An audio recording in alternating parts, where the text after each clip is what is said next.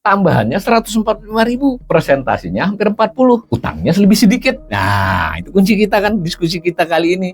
Dari mana? Utang tidak dipakai untuk jalan nih. Bukan tidak dipakai ya, dipakainya sedikit. Tidak di jalan. Berarti kan utang di era Presiden Jokowi ini sampai saat ini belum membuktikan menambah laju kecepatan pendapat. Malah nurun. Pendapatannya naik, tapi laju kenaikannya, persentase kenaikannya itu menurun. Ya, bunyinya adalah kenaikan utang tidak mendorong kenaikan pendapatan. Dan ini mestinya harus dibicarakan oleh banyak orang, terutama DPR sebenarnya. Kita belajar ekonomi kan belajar saja. Posisi-posisi seperti itu saya ingin mengingatkan. Karena berutang sudah dilakukan. Sebagaimana kalau saya mengajukan utang ke bank, disetujui meskipun ada jaminan. Bank nggak mau tahu, lu berhasil kagak usahanya, ya tetap harus bayar utangnya. Tidak ada perjanjiannya ini nanti kalau saya nggak berhasil, utangnya nggak usah saya bayar.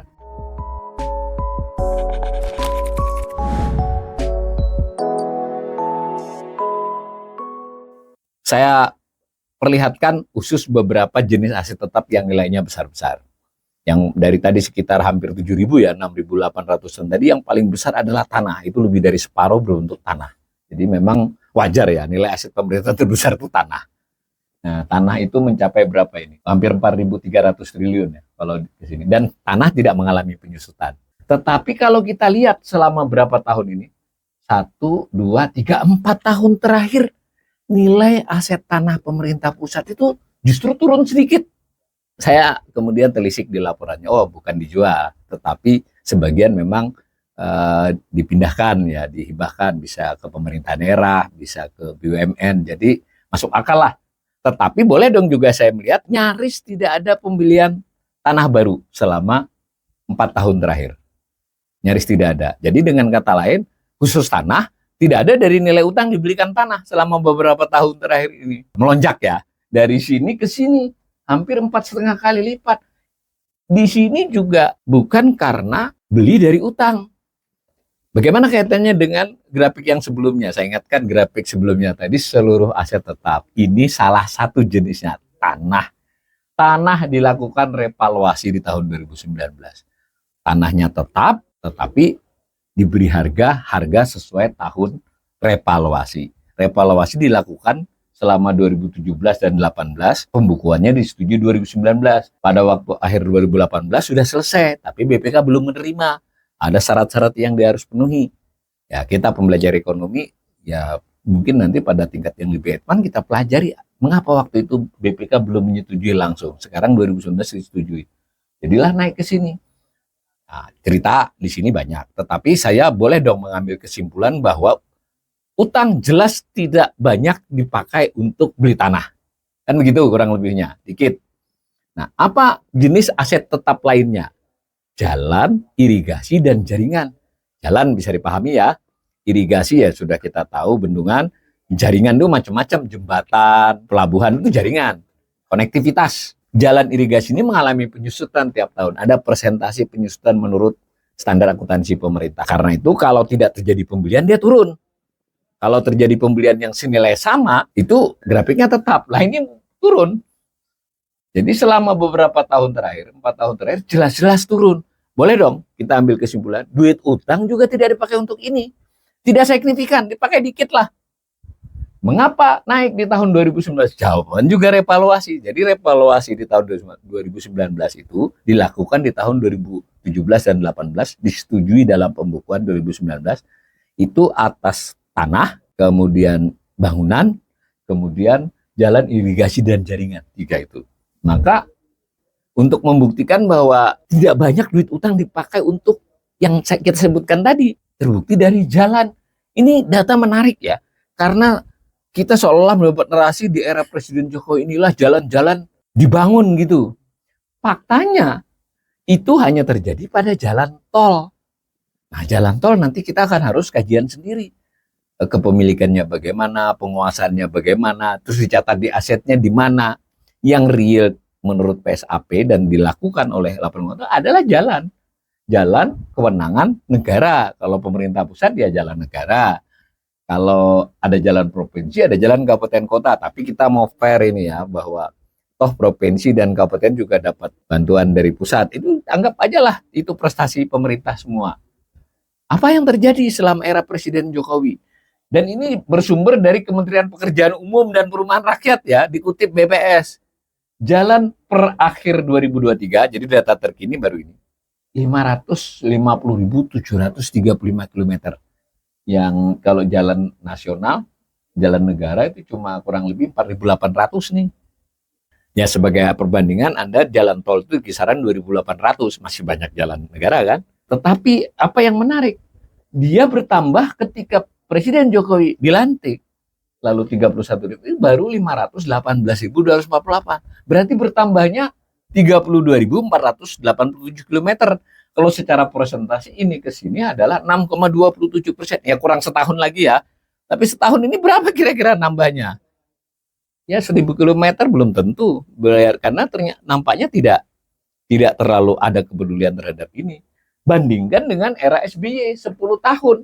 Tambahannya 145.000. Presentasinya hampir 40. Utangnya lebih sedikit. Nah, itu kunci kita kan, diskusi kita kali ini. Dari mana? Utang tidak dipakai untuk jalan nih. Bukan tidak dipakai ya, dipakainya sedikit. Tidak di jalan. Sebenarnya ada data lain. Apa kelebihan era Presiden Jokowi dibandingkan sebelumnya dalam hal jalan, selain jalan tol? Ternyata jumlah jalan yang rusak berat bertambah lebih banyak di era Presiden Jokowi. Para pembelajar ekonomi bisa lihat di Twitter saya, tadi saya nggak sempat naruh. Dengan demikian, saya punya kesimpulan sederhana. Utang tidak terlalu signifikan berdampak pada penambahan aset pemerintah, khusus aset negara dalam hal ini ya. Khususnya aset tetap, nanti ada lagi tambahan penjelasan berikut grafik, aset investasi. Yang tetap, kita sudah telusuri soal tanah, kita sudah telusuri soal jaringan irigasi, dan kita beri contoh ke fisik jalannya. Satu tambahan lagi, makanya tadi saya bilang 3 aspek, aset, aspek pendapatan, aspek pertumbuhan ekonomi. Nah, di masing-masing ada beberapa indikator. Yang tambahan indikator untuk aset namanya aset investasi jangka panjang. Pemerintah itu melakukan investasi yang bersifat jangka panjang. Nah, itu aset kan dari sisi pemerintah. Jadi, ya siapa tahu berutangnya itu untuk investasi kan gitu, produktif. Ya kita lihat saja terhadap BUMN. Di tahun 2023, 2.927 memang naik. Tinggal dikurangi aja, ini tambahannya berapa, kurang lebih 200. Ini tambahannya 200, ini tambahannya 150, kan ini kelihatan. Nanti dikaitkan pada tahun itu tambahan utangnya berapa. Sehingga ini tambahannya tuh landai. Pernah naik pesat adalah pada tahun 2015. 2015 tuh naik pesat nih nilainya. Dari sini ke sini kan. Nah, hampir 2 kali lipat, 98,6%. Nah, jawabannya sama dengan aset tetap. Pada tahun itu terjadi revaluasi. Apa yang direvaluasi? Revaluasi, saya ulangi ya, revaluasi itu adalah menginventarisasi, menilai ulang. Saya tadi punya investasi di sebuah perusahaan. Investasinya 10 tahun yang lalu. Sudah 10 tahun, ya saham saya itu nilainya beda dong. Kan sesuai dengan harga saham. Nah, itu yang dilakukan. Dan karena ini dilakukan 2015, itu adalah hasil dari investasi pemerintah era-era sebelumnya. Benar nggak? Bukan era pemerintahan Presiden Jokowi. Ini bukan soal kita anti Presiden Jokowi, tapi penjelasan pemerintah, khususnya Kementerian Keuangan, utang itu produktif. Dari sisi ini tidak ada. Ya ini memang naik, tapi ini naik yang sewajarnya. Naik yang biasa saja. Nggak ada naik karena utang yang diinvestasikan berlebihan. Jadi satu aspek kita tutup ya. Secara perbandingan utang dengan aset, tidak terjadi peningkatan aset secara signifikan. Bagaimana dengan pendapatan? Ya lebih gampang kan kalau pendapatan dibandingkan tadi, mungkin agak rumit. Pendapatannya tinggal digambar aja. Ini data pendapatan yang kita ambil dari realisasi APBN. Kecuali 2024 ini masih target. Dari tahun ke tahun ini realisasi. Kemudian kita, ini kebetulan saya buat presentasinya. Gampang banget bacanya. Apa yang kita dapat? Rata-rata kenaikan tahunan pendapatan negara di era Presiden Jokowi kalah tinggi dengan di era SBY. Atau kita pakai kumulatif 2005 sampai 2014, ya dilantik 2004 kan, Pak. Itu rata-rata naik per tahun pendapatan itu 15,34. Pernah dia naik sampai 40, 30-an, pernah naiknya hanya berapa persen gitu loh. Nah, sementara di era Presiden Jokowi sampai 2024 yang dianggap memenuhi target itu rata-ratanya 6,85%. Data ini bunyinya sederhana. Rata-rata kenaikan pendapatan di era Presiden Jokowi itu lebih lambat atau lebih rendah dibandingkan era Presiden SBY. Padahal tadi di awal kita sudah perlihatkan rata-rata kenaikan utangnya lebih banyak. Berarti kan utang di era Presiden Jokowi ini sampai saat ini belum membuktikan menambah laju kecepatan pendapat, malah nurun. Nah, bukan berarti saya ingin mengatakan pendapatan turun loh ya.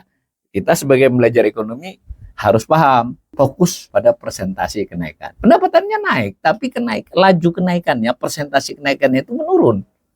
Macam itu penjelasannya ini. Nah, kalau kita sandingkan kan mudah banget. Yang biru ini utang, yang orange ini pendapatan. Saya kira kita tidak usah tahu ilmu ekonomi, lihat gambarnya ini naik juga, tapi ini naik lebih cepat.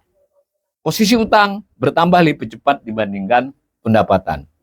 Maka kalau kita buat rasio, utang dibandingkan dengan pendapatan. Jadi kalau di tahun waktu memulai 2014, itu posisi utang pemerintah di awal pemerintahan Presiden Jokowi dibandingkan dengan pendapatannya itu hanya 168%. Jadi ya 1,5 kali lipat dari pendapatan utangnya. Ya saya lupa ini mungkin di kisaran 1.500, yang ini 2.000 kalau tidak salah. Ini yang terakhir di tahun 2023 tadi, utangnya 8.145, pendapatannya hanya berapa? 2.789 triliun kalau tidak salah. Nah, kalau 2024 ini rencananya akan dapat 2.802, naik sedikit pendapatan. Tetapi utangnya kemungkinan besar 8.850, rasionya 315%. Jadi jumlah utang lebih dari 3 kali lipat pendapatan dalam setahun. Ya, bunyinya adalah kenaikan utang tidak mendorong kenaikan pendapatan. Itu. Udah dapat 2 kesimpulan kita ini. Lalu yang aspek ketiga, dan ini yang sebenarnya paling penting, karena sebenarnya aspek ketiga ini mencakup yang 1-2 tadi. 1-2 tadi itu semacam pelengkap saja. Kalau benar utang itu produktif, apa yang terjadi pada suatu negara? Perekonomian akan tumbuh, produksi meningkat. Tadi seperti penjelasannya ya, penjelasannya benar, penjelasan ketika mau berutang itu benar. Ini mau dipakai untuk infrastruktur, untuk konektivitas, untuk SDM, ya toh, untuk daya saing. Kalau itu benar terwujud, maka produk domestik bruto sama dengan pendapatan nasional itu meningkat. Meningkat enggak? Meningkat, tetapi lajunya tidak sepesat laju kenaikan utang. Bahkan lebih ironisnya lagi, lajunya lebih lambat dibanding era pemerintahan SBY yang berutangnya lebih landai. SBY juga melakukan utang dan juga utangnya cenderung bertambah. Tetapi tambahannya itu lebih sedikit dibandingkan tambahan di era Presiden Jokowi. Nah, itu mudah banget ya melihatnya kan. Atau kalau digambar grafik, ini lebih simpel. Yang biru adalah pertumbuhan ekonomi, yang orange adalah pertumbuhan utang. Kita lihat sepintas saja. Dari 2015 sampai 2023, 2024 belum ya. Yang orange selalu di atas biru. Hanya tahun tadi mendekati, ini di atas masih. Pertumbuhan ekonomi 5,05%, pertumbuhan utang 5,29%. Tahun-tahun lain jauh di atasnya. Alasan COVID ya ini, ya sebenarnya kan belum COVID. Jangan sampai kasihan si COVID ini ya, sudah dituduh macam-macam, dia sudah mencelakakan kita, tapi tuduhan kepada dia melebihi daripada yang dia lakukan. Artinya utang tidak terbukti meningkatkan pertumbuhan ekonomi. Bahkan rata-ratanya selama era Presiden Jokowi sampai sini itu adalah 4,13%. Era Presiden SBY 5,69%. Tentu kita kurangi faktor COVID, tetap saja tinggi itu rata-ratanya. Bagaimana mungkin ketika mengutangnya tidak heboh, pertumbuhan ekonominya bagus. Ketika ngutang makin heboh, pertumbuhan ekonominya lebih rendah. Nah, kemana tadi hasil infrastruktur, konektivitas, SDM? Boleh dong kita mempertanyakan bahwa ini mungkin terjadi sesuatu yang antara lain belanjanya tidak efektif. Nah, buat yang suka langsung kesimpulan, oh belanjanya dan pendapatannya dikorupsi, ya itu Saya tidak bisa membuktikan, tetapi yang penting belanja tidak efektifnya terbukti. Belanjanya tidak mendorong seperti yang dimaksud. Ini diperkuat lagi oleh ini. Yang ini justru argumen pemerintah. Bahwa kata pemerintah utang masih aman karena rasionya masih belum mencapai 60%. Oke, sementara jangan kita bantah dulu. Tetapi apa yang dibuktikan oleh angka itu? Artinya laju utang itu lebih cepat dari laju PDB. Kenapa? Karena dia naik. Gitu loh. Nah, ini gambarnya saya belum ada ya. Jadi maksudnya rasio 39, sebelumnya waktu memulai hanya 24,68, itu saya sederhanakan ya. Posisi utang dibagi produk domestik bruto. Misalnya tahun 2023 ini 38,9 kalau tidak salah, 39,8. Itu utangnya 8.143, PDB-nya 20.892, dipresentasi dapat angka kurang lebih 40-39, kita bisa memahami kalau dia naik ini tandanya adalah utang naik lebih cepat daripada nilai produk domestik bruto. Tetapi narasi kok soal aman, narasinya mestinya ini berarti utang tidak efektif dong.